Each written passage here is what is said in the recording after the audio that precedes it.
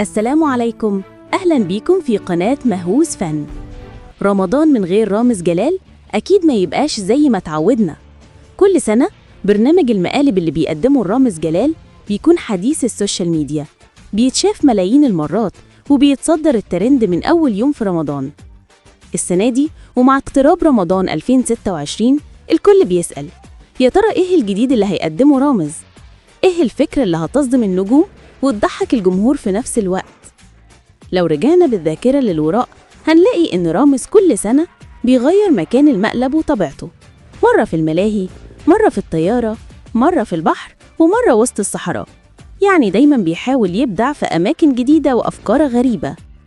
المقترحات اللي ظهرت الفترة الأخيرة حوالين أفكار البرنامج في 2026 بتتكلم عن احتمالية إن رامز يقدم فكرة مرتبطة بالتكنولوجيا والواقع الافتراضي. تخيلوا مثلا ضيوفه يدخلوا تجربة VR أو ألعاب متطورة وفجأة يلاقوا نفسهم في مواقف مرعبة وغير متوقعة. في كمان اقتراح إن البرنامج يكون مرتبط بموضوع الفضاء أو الكواكب، يعني ممكن الضيف يركب حاجة شبه الصاروخ أو كبسولة فضائية وفجأة يحصل عطلة أو انفجار وهمي يخليه ينهار من الخوف. ومن الأفكار اللي الناس بتتكلم عنها إن رامز يرجع يعتمد على الأماكن الخطيرة زي الغابات أو الكهوف، ويستعين بحيوانات مفترسة أو مؤثرات طبيعية زي الزلازل والانهيارات، وده طبعاً هيزود جرعة الرعب والإثارة عند الضيوف.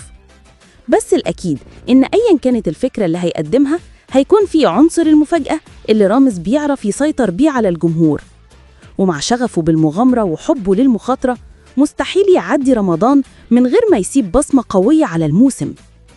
الناس بتحب تشوف النجوم الكبار وهم خارج السيطرة، صرخات، عصبية، ضحكة هستيري، وأحياناً الضيف يحاول يضرب رامز. السؤال اللي بيشغل الكل، مين الضحية اللي جاية؟ وطبعاً بعد عرض الحلقات السوشيال ميديا كلها هتشتعل بالكوميكس والكليبات المضحكة وردود أفعال النجوم اللي بيقعوا ضحية للمقلب. الخلاصة، برنامج رامز جلال في رمضان 2026 مش مجرد برنامج مقالب، لكنه بقى علامة مسجلة في الشهر الكريم. سواء بتحبه أو بتنتقده أكيد هتلاقي نفسك متابع وتشوف الضحية الجاية مين. قولوا لنا في التعليقات إيه أكتر برنامج لرامز جلال عجبكم قبل كده، وإيه الفكرة اللي تتمنوا تشوفوها السنة دي.